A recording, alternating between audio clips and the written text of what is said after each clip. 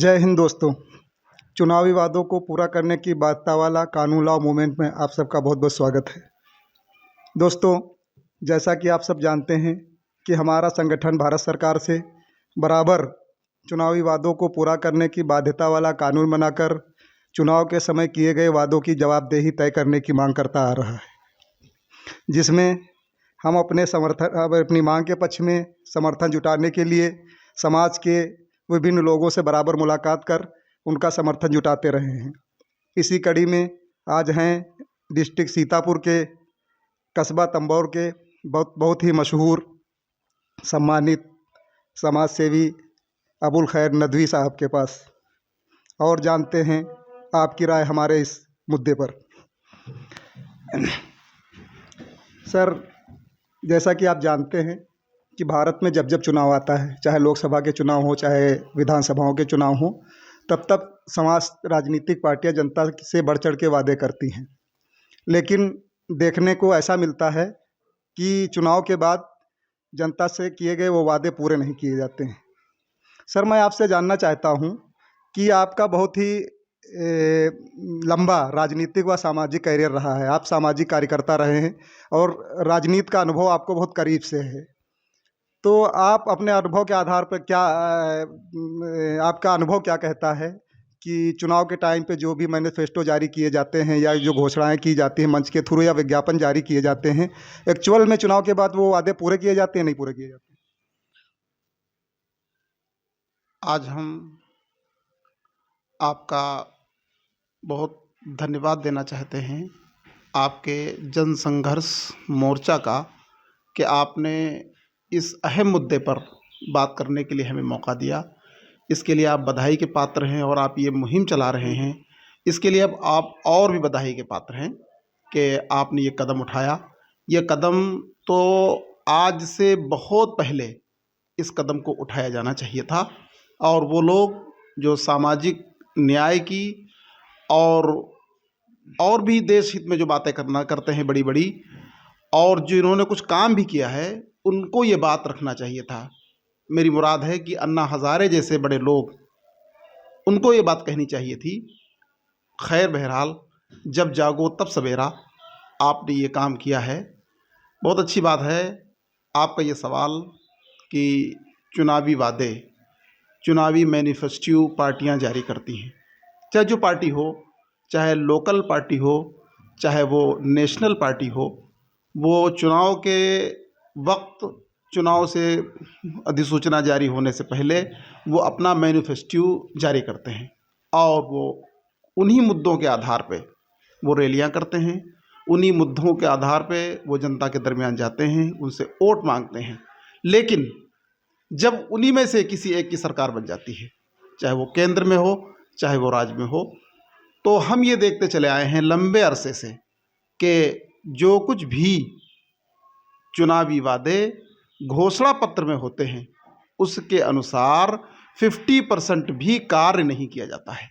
इसकी वजह ये होती है कि जनता उनसे बाद में सवाल नहीं करती है, और ख़ास तौर से पत्रकार बंधु, जिनके कंधों पर लगभग बोझ माना जाता है कि वो एक स्तंभ माने जाते हैं, वो भी इसका सवाल नहीं करते हैं।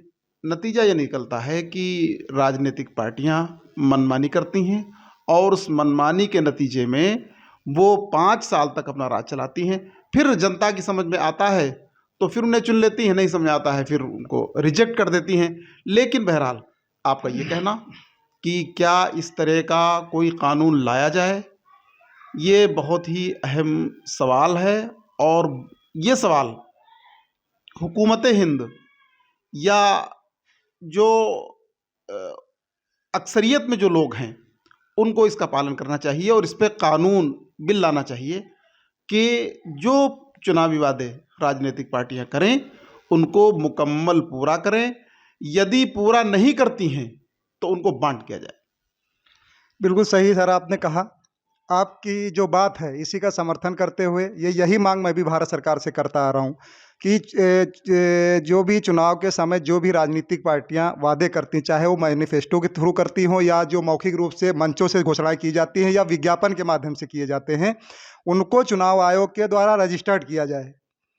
और एक निश्चित समय सीमा के बाद जिस भी पार्टी की के वादों पे, दावों पे, घोषणाओं पे भरोसा करके जनता उनको पावर में लाती है, उनको सत्ता में लाती है, एक निश्चित समय सीमा के बाद सत्ताधारी पार्टी से उनकी जवाबदेही तय की जाए। यदि सत्ताधारी पार्टी जनता से किए गए अपने उन वादों को पूरा करने में असफल पाई जाती है, तो उस पार्टी को कम से कम एक चुनाव के लिए प्रतिबंधित किया जाए।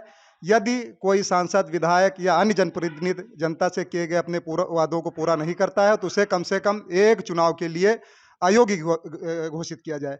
सबसे बड़ी बात जो आज के माहौल में है कि चुनाव जो है जात पात, धर्म संप्रदाय के नाम पे हो रहे हैं, तो चुनाव सिर्फ इसी नाम पे ना हो, इसके लिए ज़रूरी है, हम भारत सरकार से मांग कर रहे हैं कि समस्त पार्टियों के लिए और जो प्रत्याशी हैं उनके लिए जो है विकास का एजेंडा जो है निश्चित कर दिया जाए कि वो अपना नॉमिनेशन के समय बताएं कि वो विकास के लिए क्या क्या काम करेंगे। सर, हम आपसे जानना चाहते हैं कि हमारी मांग इस संबंध में कितनी उचित है। देखिए, आपने एक बात रखी कि चुनाव लोग जीत जाते हैं, सरकार बना लेते हैं, विधायक और सांसद बन जाते हैं, लेकिन वो अपने वादों पे अमल नहीं करते हैं, उस पे खरे नहीं उतरते हैं। इसके लिए क्या कुछ होना चाहिए? इसके लिए तो बात यह है कि इंडिपेंडेंस हैसियत से बहुत कम ही लोग देश में चुनाव लड़ते हैं और गिने चुने लोग चुनाव जीतते हैं। इसके लिए पार्टियों को प्रतिबंधित करना चाहिए और उनको अपने ऊपर कठोरता से लागू करना चाहिए।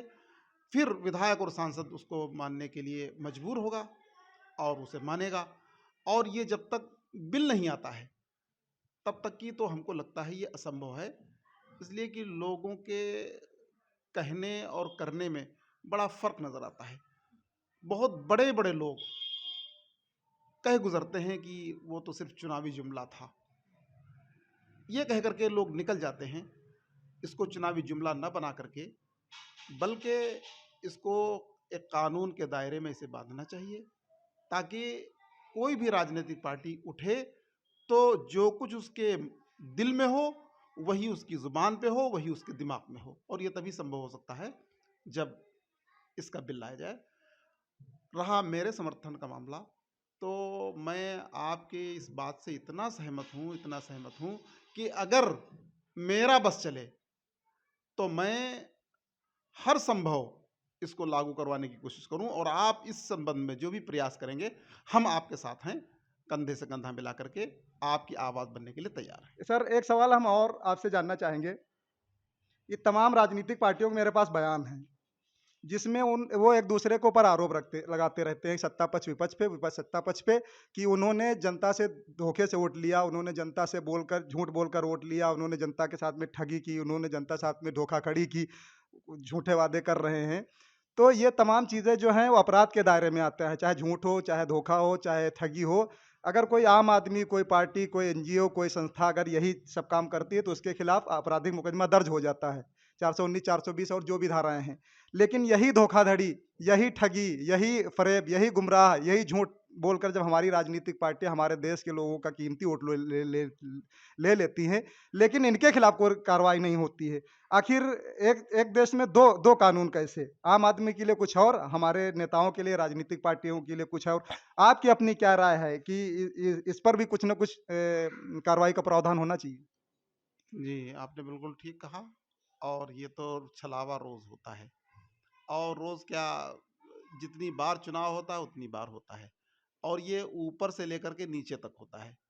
प्रधानमंत्री पद से लेकर के, पार्लियामेंट के चुनाव से लेकर के, प्रधानी और उसके नीचे चुनाव तक भी लोग वादे करते हैं, धोखा देते हैं, फरेबदही करते हैं, और उन पर किसी तरह का कोई अंकुश नहीं होता है। असल में बात यह है कि बने हैं अहले हवस, मुद्दई भी मुंसिफ भी, किसे वकील करें किससे मनसफी चाहें। तो बात यह है कि अगर ऊपर से मामला सही हो तो नीचे तक किसी की हिम्मत नहीं है कि वो ऐसा कर सके, क्योंकि मामला कहीं बिगड़ा हुआ है आगे से। जब आगे से मामला बिगड़ा होता है तो नीचे तक वही मामला चलता रहता है। और इसके लिए भी जो अहम बात है वो ये है कि जब तक के बिल पास नहीं होता है पार्लियामेंट में, तब तक कि इसको इसको कैसे रोका जा सकता है, इसलिए कि रोकने वाले खुद कर रहे हैं, और जब रोकने वाले कर रहे हैं तो जाहिर है कि इसको रोकेगा कौन। तो इसके लिए भी वही चीज़ है कि वो जो आपकी असल मांग है बाध्यता वाला कानून लाओ। अगर वो उस कानून को लागू कर दिया जाता है, वो कानून पार्लियामेंट में बिल पेश हो जाता है और वो पास हो जाता है, तो उसके बाद इन तमाम चीज़ों पर इम्प्लीमेंट हो सकता है और ये इन पे जो है लगाम लगाई जा सकती है और इस पे लोग जो है लगाम खुद भी लगाएँगे और कानून भी लगाएगा। बिल्कुल सही बात है सर, आपकी बात से मैं सहमत हूँ। जिस दिन कानून बनेगा, इंशाल्लाह उस दिन इन तमाम सारे जो है झूठे वादों पे, झूठे दावों पे, ठगी पे, धोखाधड़ी पे रोक लगेगी। सर, एक पर्सनल सवाल आपसे मैं करना चाहता हूँ, यदि आप इजाज़त दें तो। जी, बिल्कुल इजाज़त। सर, क्या भविष्य में चुनाव लड़ने का कोई इरादा है? देखिए, चुनाव का मामला ये है कि ये जो चुनाव इतने दिनों से देखते चले आए हैं, इससे तो कभी-कभी मन ये होता है कि बिल्कुल चुनाव के करीब ना जाया जाए। लेकिन कभी-कभी मन ये भी होता है कि जब तक वहाँ जाया नहीं जाएगा, तब तक सुधार और इस्लाह मुमकिन भी नहीं है। इसलिए कि जब कोई पार्लियामेंट में पहुँचेगा, जभी वो इस्लाह कर सकता है, विधानसभा में पहुँचेगा वो इस्लाह कर सकता है और छोटे पदों पे जाएगा, तो वहाँ इस्लाह कर सकता है। हमारा भी इरादा निकट भविष्य में कस्बा तंबोर के चेयरमैन पद का चुनाव लड़ने का इरादा है और चूँकि हमने अभी आपसे बात कही भी है, तो ये बात जहाँ बड़े लोगों पे लागू होती है, वहीं छोटे लोगों पर भी लागू होती है। अगर चुनाव लड़ने का मौका आया और हम मैदान में आए, तो हम ये वादा करते हैं आपसे कि जो हमारे हमारे वादे होंगे जनता के लिए, वो वादे हम पूरे करेंगे। बल्कि हम चुनाव आयोग को अपनी तरफ से एक शपथ पत्र दे देंगे कि जो-जो वादे हम करेंगे, यदि हम पूरा नहीं कर सकते हैं, तो चुनाव आयोग हमसे गिरफ्त कर सकता है, हमारी पकड़ कर सकता है। और आपका जो ये जो मैनिफेस्टो को लागू करने के बाध्यता वाला जो कानून है, इस कानून का हम समर्थन करते हैं, इसको सब पर लागू देखना चाहते हैं और सबसे पहले हम अपने ऊपर लागू देखना चाहते हैं और हम आपका बहुत शुक्रिया अदा करते हैं कि आपने हमसे कुछ गुफ्तगू की और इस बर्निंग टॉपिक पे, जिस पे किसी ने बात नहीं उठाई, उस पे आपने बात उठाई। थैंक यू सर, हमारे इश्यू को सपोर्ट करने के लिए, समर्थन देने के लिए। एक लास्ट रिक्वेस्ट ये है कि हम, चूँकि हमारे देश के प्रधानमंत्री माननीय नरेंद्र मोदी जी इस टाइम पावर में, वो प्रधानमंत्री हैं, चूँकि कानून पूरे देश के लिए बनाया जाना है, तो वही कुछ कर सकते हैं। भारतीय जनता पार्टी के लोग कर सकते हैं या प्रधानमंत्री जी कर सकते हैं पार्लियामेंट में ला करके। तो आप प्रधानमंत्री जी से, माननीय प्रधानमंत्री जी से एक रिक्वेस्ट कर दीजिए कि वो ऐसा कानून बनाने के लिए कोई जल्दी ही से प्रस्ताव लाएँ पार्लियामेंट में और ये ऐसा कानून जल्द ही बने, ताकि हमारे देश की जनता को, भोली-भाली जनता को तमाम तरीके की धोखाधड़ी से और ठगी से रोका जा सके। देखिए, जहाँ तक प्रधानमंत्री जी का सवाल है, तो प्रधानमंत्री जी और उनका मंत्रिमंडल और उनके जो मेजॉरिटी में सदस्य हैं, वो सब मिल कर के ये काम बहुत आसानी से कर सकते हैं और उनके लिए और भी आसान है। इसलिए कि उनके ऊपर कोई लांछन नहीं है, चूँकि ना उनका कोई बेटा है, ना उनकी कोई बेटी है, ना उनकी कोई बीवी है, ना उनको कोई मामला है। वो सिर्फ़ अपने आप को जनता सेवा की बात करते हैं और उनकी ज़िंदगी से भी ऐसा लगता है कि उन्होंने तमाम चीज़ों से संन्यास लेकर के सिर्फ़ जनता सेवा भाव से उन्होंने काम शुरू किया है। उनके उससे लगता है।